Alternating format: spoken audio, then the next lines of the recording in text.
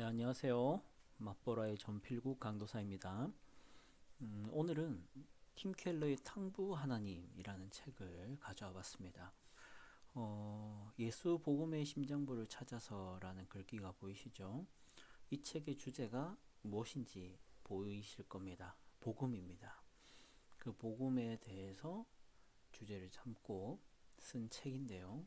이 책은 정말 개인적으로는 많은 통찰을 준 책이라고 할 수 있습니다. 이제 여러분도 잘 아시는 누가복음 15장에 나오는 그 탕자의 비유 있지 않습니까? 그 비유를 두고 이제 복음이 무엇인지, 또한 복음이 아닌 것은 무엇인지 이 차이를 잘 설명하고 있고요. 그리고 복음적인 삶의 태도와 복음적이지 않은 삶의 태도, 그리고 반응, 말, 이러한 구체적인 적용들까지 해냄으로써 이 책을 읽는 사람이라면 복음적이지 않은 행실이란 게 어떤 것이구나 하는 것을 명확하게 알 수 있는 좋은 책입니다. 한번 같이 이제 내용을 살펴보도록 하겠습니다. 우선 저자는 팀 켈러 목사님입니다. 유명한 목사님이라서 아시는 분도 많을 텐데요. 팀 켈러 목사님께서는 뉴욕 맨해튼 지역에서 이제 개척을 하시고 그곳에 리디머 교회를 세우신 목사님입니다. 그곳은 아시다시피 뉴욕 맨해튼 하면은 어떻게 보면은 미국의 핵심 지역 아닙니까? 전 세계의 금융이 모여 있는, 전 세계의 똑똑한 사람들이 다 모여 있는 그러한 장소가 바로 뉴욕 맨해튼일 겁니다. 그곳에서 개척을 하신다라는 건 정말 모험적인 선택인 것이죠. 그러나 팀켈러 목사님은 보란 듯이 그곳에서 목회의 성공이란 말이 좀 오해의 여지가 있지만 그러한 어떤 세속적인 개념에서 성공이 아니라 정말로 영적인 차원에서의 성공을 거둔 목사님이라고 저는 개인적으로 평가합니다. 팀켈러 목사님에 대한 뉴스위크의 평가는 다음과 같습니다. 21세기의 C.S. 루이스라고 합니다. 이 C.S. 루이스라는 인물을 잘 모르시는 분들을 위해서 좀 소개를 한다면 20세기에 영국에서 활동하셨던 기독교 변증가입니다. 목사님은 아니신데 이제 교수님이시기도 했고 이제 영문학에 관련해서 이제 연구를 하신 걸로 알고 있습니다. 그분께서는 이제 기독교인이 되면서 이 기독교의 신앙과 신학과 그 세계관을 세상의 언어로 이해할지 잘 몰라서 이해하지 못하는 그런 불신자들이 이해할 만한 용어들로 기독교를 설명해내는 분이셨습니다. 또한 기독교에 대한 악의적이고 또한 어떤 과한 평가들 그리고 공격들 이러한 것들을 이제 효과적으로 방어해낼 뿐만 아니라 기독교 신앙의 탁월함 그리고 유용함 그리고 유익함 이러한 차원의 이제 설명을 해내는 그러한 이제 변증가인데요. 그 C.S. 루이스와 같은 사역을 하신 분이 바로 팀 켈러다. 이것이 뉴스위크의 평가였습니다. 왜 그런 평가를 받겠습니까? 뉴욕 맨해튼이라는 지역이 바로 기독교에 대한 그런 선입견과 잘못된 정보에 입각한 공격 이런 것들이 정말 활발한 정말 많은 곳이 뉴욕 맨해튼이기 때문이죠. 그리고 그곳에서 이 목회의 이런 어떤 방향성을 변증적인 차원으로 가져가신 것이죠. 그리고 그 변증을 성공적으로 잘 해내시고 그리고 많은 사람들이 기독교에 대해서 오해를 가지고 공격을 하던 사람들이 돌이키게 되는 그러한 열매를 이제 맺는 사역을 하셨습니다. 그래서 21세기의 C.S. 루이스 같다라고 말하는 것 같습니다. 그 외에 그분이 어떻게 수학을 하셨고 공부를 하셨는지까지는 설명을 드리지 않겠습니다. 궁금하신 분들은 찾아보시면 될 것 같고요.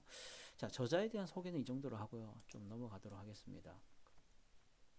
우선 이 팀켈러의 탕부 하나님이라는 책의 추천사를 하나 가져와 봤는데요. 사실 많은 추천사가 있습니다. 유명한 목사님과 교수들이 쓴 추천사도 있는데, 저는 그 중에서도 그냥 어떤 잘 이렇게 알려지지 않은 어떤 독자의 추천사를 가져와 봤습니다. 유명인은 아니죠. 그러나 제가 이 한 독자의 추천사를 가져온 이유는 이 독자의 추천사가 이 책의 핵심을 잘 말하고 있기 때문인데요. 제가 읽어드리겠습니다. 하나님 은혜의 본질과 현대사회의 바리새주의를 이해하는데 유용한 자원들을 이 책에서 발견할 것이다. 얇지만 강력하고 오래 요원을 남기는 책이다. 여기서 이제 핵심이란 하나님의 은혜의 본질이고요. 그리고 또한 현대사회의 바리새주의입니다. 이 책은 하나님의 은혜의 본질을 잘 드러냅니다. 또한 현대사회의 바리새주의를 잘 드러내죠. 이 둘은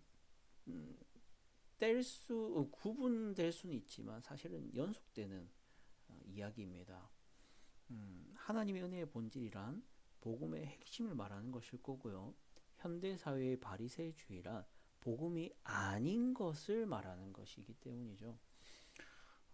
이 책은 아까 제가 처음 시작하면서도 말했지만 복음과 복음이 아닌 것을 드러내는데 탁월한 책이라고 했습니다. 이 추천사가 바로 그 얘기를 하고 있는 것이죠. 복음은 무엇이냐? 하나님의 은혜의 본질이다. 그 본질이란 이제 책을 보시면 아시겠죠. 그 하나님의 은혜의 본질, 그것이 바로 복음입니다. 그리고 복음이 아닌 것은 뭐냐? 현대 사회에 존재하는 이런 바리새주의들의 모습들이다. 그렇게 말할 수 있습니다. 그러면 이제 목차를 좀 살펴봤으면 좋겠습니다. 나는 왜 예수 앞에 나오는가가 첫 번째 장입니다. 이 장에서는 무엇을 질문하냐면 모두가 사실 예수님 앞에 나오지 않습니까? 물론 뭐 세상 모두를 말하는 게 아닙니다. 모든 기독교인들, 그리스도인들이라 함은 예수 앞에 나오고자 하는 사람들이겠죠. 그게 바로 그리스도인이고 기독교인일 겁니다. 그런 기독교인들에게 하는 질문입니다. 당신은 왜 예수 앞에 나오고 있느냐? 이것은 예수 앞에 나오려고 한다, 예수 앞에 나오려는 말을 했다를 묻는 게 아닙니다. 그 예수를 믿는다라는 고백을 했냐 안 했냐를 묻는 게 아니라 그 동기를 묻는 것이죠. 어떤 동기에서 당신은 예수 앞에 나오고자 하느냐 하는 것입니다. 이것은 그냥 어떤 그냥 주의를 끌기 위한 말을 하고 있는 게 아닙니다. 이건 정말 중요한 질문으로서 던지고 있는 것이죠. 왜냐하면 동기가 잘못되어 있는 경우들이 많기 때문입니다. 정말로 참된 의미에서 성경이 권장하는 그런 의미에서의 동기로 예수 앞에 나오는 복음을 받아들이는 사람이 있는 반면에 잘못된 동기로 예수 앞에 나오는 사람이 있는 것이죠. 또한 그런 사람들 중에는 사실상 복음을 제대로 받아들이지 않고 이해하지도 않고 그리고 그 복음의 스스로를 개혁하고 이제 젖어들게 하는 그러한 이제 변화는 겪지 못한 채 자신이 그리스도인이라 생각하지만 실상은 복음이 아닌 그 진리를 받아들이고 있고 복음이 아닌 행동과 태도로 삶을 살아가는 사람들이 그리스도인들이 있습니다. 거기에 대해서 이제 생각을 해보게 하는 장입니다. 두 번째 장은 우리도 잃어버린 두 아들처럼 질주한다라는 것입니다. 여기서 이 장에서 표현이 아주는 아니지만 아주라고 말하면 그렇죠. 여러분이 이제 생각지 못했던 내용이 나옵니다. 잃어버린 아들이 하나가 아닌 것이죠. 잃어버린 아들이 둘이다라는 얘기를 하는 것입니다. 우리가 보통 탕자의 비유를 보면 둘째에게만 집중을 하지 않습니까? 동생에게만. 동생이 실제로 집을 나갔다 돌아오니까요. 이 이야기의 주인공이 동생인 줄 압니다. 근데 팀 켈러는 거기에 이제 그냥 순순히 동의하지 않고, 실상 이 비유 속에 잃어버린 아들은 하나가 아니라 둘이다라고 얘기를 하죠. 그 둘이라 함은 누구도 잃어버린 자냐? 형도 잃어버린 자다라는 것입니다.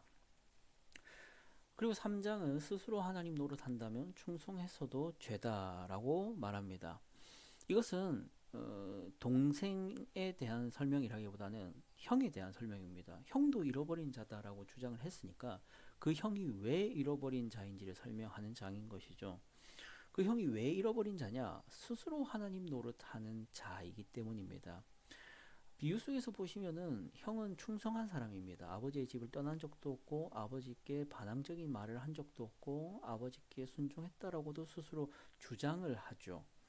그래서 충성한 자로서 설정된 사람이 형입니다. 근데 그 형이 어떤 동기 혹은 어떤 마음가짐으로 그랬냐 했을 때 스스로 하나님 노릇하듯이 충성했다라는 것입니다. 이 책을 보시면 아시겠지만 팀켈러는 형이 어떤 모습 속에서 스스로 하나님 노릇하고 있는지를 잘 증명합니다.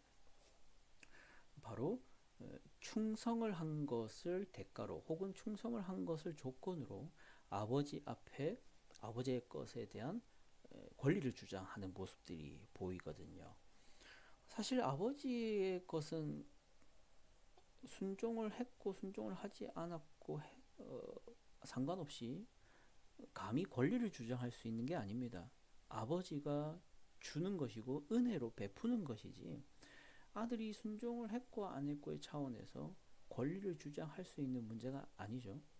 동생은 그 권리를 이미 주장해서 가지고 탕진을 한 모습인 거고, 형은 아직 그 탕진을 하지는 않았지만 아버지께 그런 불온한 나쁜 모습을 보이진 않았지만 그 마음 속에는 아버지의 것이 자기의 것인 것처럼 충성을 했으니 그게 내 것이다 라고 하는 그러한 권리 주장의 모습이 나타납니다. 그 마음 속에 이미 둘째와 같은 모습이 있는 것이죠. 네 번째 장은 두려움에 기초한 맹종, 불순종만큼 위험하다라는 장입니다. 이 두려움에 기초한 맹종이란 형의 심리를 보여주죠. 형이 왜 아버지께 순종을 했느냐? 물론 비유 속에서 아버지를 두려워하거나 그런 모습이 나타나진 않을 것입니다. 하지만 그는 자신의 것을 잃는 것 혹은 자신의 것이 손실을 입는 것에 대한 두려움이 보이는 것이죠. 그리고 그러한 두려움이 바로 그가 열심히 아버지께 순종한 동기였다라는 것을 밝힙니다. 그리고 이것은 실제로 많은 현대 그리스도인들이 보이는 모습이기도 하다라고 말을 하는 것이죠. 책에서 아주 중요한 예시가 있습니다. 그것까지 말하면 너무 스포를 하는 것일 수도 있는데 그래도 필요한 설명이니까 잠시 말씀드리겠습니다. 팀 켈러는 기업 윤리를 얘기합니다. 기업 윤리를 얘기하면서 기업들이 왜 윤리적으로 회사를 운영해야 된다고 말하느냐? 그것은 이렇게 그 법을 지키지 않다가 회사가 더 큰 손실을 입을 수 있기 때문에 회사는 윤리적이어야 된다라고 주장을 합니다. 이것이 바로 이제 손실에 대한 두려움 때문에 도덕적이려 하는 것이죠. 형이 그러하다는 것입니다. 아버지께 결국에는 상속을 받아야 되는데 그 상속을 못 받을 수 있는 못 받을 수 있는 두려움. 그 두려움이 그가 아버지께 순종한 동기가 되었다라는 것이죠. 5장을 보겠습니다. 5장의 제목은 진정한 형이 날 찾으러 이 땅에 오셨다입니다. 이 형에 대한 이제 비판들을 한 다음에 어떤 질문을 던지냐면 이 형이 못난 형이다라는 것을 이제 알았다면 진정한 형이 필요하다는 것입니다. 이 형은 사실 동생을 찾아와야 될 의무가 있었습니다. 또한 그 동생이 돌아왔을 때 화를 내면 안 되고 환영을 했어야 했죠. 그런 형들 때문에 동생은 현대에 많은 동생들이 있죠. 현대에 많은 동생들이 있는데 그 동생들은 교회 나오기 싫어한다는 것입니다. 그런 형들 때문에. 그래서 이 교회와 모든 세상 속에는 진정한 형이 필요하다. 그리고 진정한 형이란 그 동생을 찾아올 뿐만 아니라 자신의 손실을 무릅쓰는 형이다. 그래서 여기서 말하는 것은 그 진정한 형이란 예수다. 이렇게 말을 하는 것입니다. 6장은 이 세상은 아버지의 집으로 돌아가는 귀향 여정이다. 동생이 아버지의 집으로 돌아오지 않습니까? 그 모습 속에서 결국 모든 죄인들은 아버지 집으로 돌아가야 된다라는 얘기를 하는 것이죠. 그리고 7장은 아버지 잔치는 이미 시작됐다. 들어가 누리라 라고 하는데요. 문장이 좀 이상하죠. 그래도 아버지 잔치는 이게 맞습니다. 아버지의 잔치는 이미 시작됐다라고 하면 좀 더 좋을 것 같은데 책이 정말로 아버지 잔치는 시작됐다라고 말을 합니다. 그 내용이 이제 목차를 말씀드렸고 이제 핵심을 요약을 하고 이제 책 소개를 마치고자 합니다. 제가 9가지 정도 책의 내용의 핵심을 요약해 왔습니다. 첫 번째는 누가복음 15장 탕자의 비유를 해설한다입니다. 성경의 누가복음 15장에 있는 탕자의 비유를 해설하고 있다라는 것입니다. 그리고 2번 책 제목이 탕부 하나님인 이유는 비유 속 아버지는 하나님을 상징하며 비유 속 아버지와 같이 아들들에게 아낌없이 내주시는 분이시기 때문입니다. 그래서 책 제목이 탕부 하나님인 것이죠. 또 2번이라 되어 있네요. 죄송합니다. 3번입니다. 탕자의 비유 속 잃어버린 아들은 하나가 아니라 둘입니다. 아까도 말씀드렸기 때문에 넘어가도록 하겠습니다. 3번이랑 4번. 동생보다 형이 영적으로 더 심각한 질병에 걸려 있다입니다. 이게 책에서 강조하는 부분입니다. 물론 동생도 문제가 있죠. 아버지께 재산을 아직 돌아가시지도 않았는데 불경하게 재산을 달라 하고 마치 맡겨놓은 것처럼 받은 다음 먼 나라로 가서 탕진을 해버리고 돌아오는 모습이죠. 너무 한심한 모습입니다. 다만 이 한심한 모습은 우리 모든 인류의 모습이기도 했죠. 태어나면서부터 형 같은 사람은 없습니다. 태어나면서부터 동생 같지 않은 사람도 없습니다. 모든 사람은 태어난 순간부터 동생 같습니다. 아버지를 떠나 있고 하나님 곁에 있지 않죠. 그리고 자신 마음대로 살아갑니다. 그러다가 이제 점점 형이 된 사람들이 있는 것이죠. 점점 더 형이 되어 갑니다. 그런데 이제 동생이 이제 예수를 닮아가야 되는데 이제 형이 되어 가는 것은 어쩌면 더 심각한 질병이라고 말할 수 있다는 것입니다. 왜 형이 된다는 게 더 심각한 질병이냐면 동생은 자신의 죄를 잘 깨닫습니다. 잘 돌이키고 아버지께 회개도 잘 하게 됩니다. 근데 형이 되는 순간 그 형은 자신이 순종을 잘 하고 있다라는 그 이유 때문에 겉으로는 순종을 잘 하고 있다라는 그 이유 때문에 죄를 잘 못 깨달았습니다. 그리고 자기 자신을 낮추지도 않죠. 항상 동생 같은 사람들을 보면 우월감을 느낍니다. 그들은 회개를 하기가 쉽지 않다는 것이죠. 자, 그 다음 보겠습니다. 네 번째이자 다섯 번째입니다. 그냥 4번이라 읽겠습니다. 네 번째 요약입니다. 이것은 동생은 율법 폐기주의라면 형은 율법주의다라는 것입니다. 이 책이 이 동생과 형을 이렇게 구분을 합니다. 그리고 5번입니다. 형은 순종했기 때문에 범죄한다입니다. 아까도 말씀드렸다시피 형은 왜 그 아버지의 간청, 아버지의 요청, 잔치에 들어와서 같이 먹고 마시자라는 아버지의 말을 듣지 않고 거부하느냐? 자기가 순종했기 때문에 아버지의 말을 거부합니다. 그리고 아버지의 말을 거부했다라는 것은 하나님의 말을 거부한다라는 얘기를 하고 계신 것이죠. 이것은 범죄입니다. 순종했기 때문에 그는 범죄를 저지릅니다. 6번 보겠습니다. 동생을 되찾기 위해서는 형의 경제적 손실이 필요하다는 것을 말합니다. 이것은 이스라엘의 이제 상속법을 좀 이해를 하셔야 되는데요. 동생은 이미 자신의 분량을 가져갔지 않습니까? 근데 그 동생이 다시 동생으로서의 그 위치를 회복을 했기 때문에 그 남은 아버지 재산에서 또 동생의 몫이 나가게 될 것입니다. 그것이 형은 너무 싫었던 것이죠. 어, 그렇기 때문에 동생이 집에 돌아오기 위해서는 형의 경제적 손실이 필수적입니다.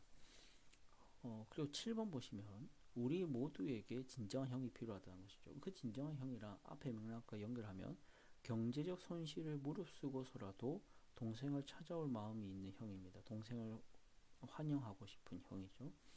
그 손실을 무릅쓴 진정한 형이란 예수 그리스도시죠. 자신의 목숨을 손해보는 그걸 무릅쓰는 형이기 때문입니다. 그 예수님이시죠.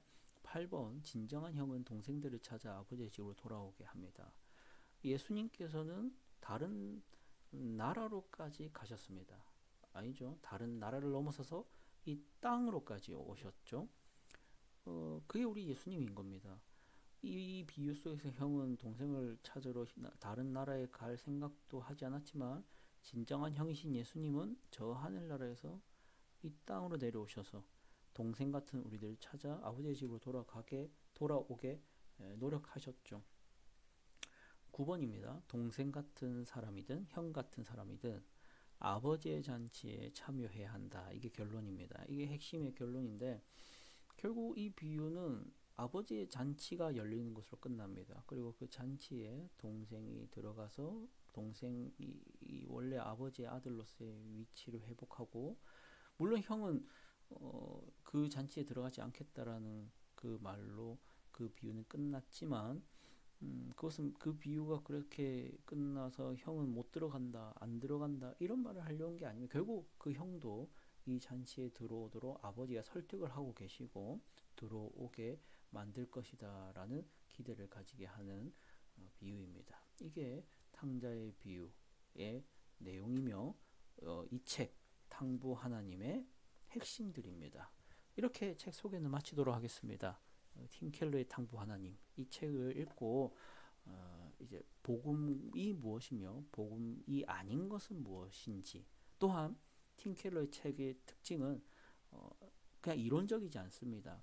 복음을 아는 사람의 심리, 복음을 아는 사람의 행실, 태도, 반응들의 어떤 실예를 다 제시합니다. 또한 복음이 아닌 그러니까 동생 같은 자, 형 같은 자, 율법 폐기주의자, 율법주의자 같은 자들의 기독교인이라고 겉은 기독교인처럼 보이지만 율법 폐기주의자 같고 율법주의자 같은 사람들이 어떤 심리와 어떤 태도와 어떤 말을 하는지 그러한 증거들을 제시해 주거든요. 그래서 정말 유익한 책입니다. 그래서 우리 자신을 돌아보고 우리의 삶을 다시 점검하게 되는 좋은 책인데요. 이 책을 통해서 많은 은혜를 누리시길 바랍니다.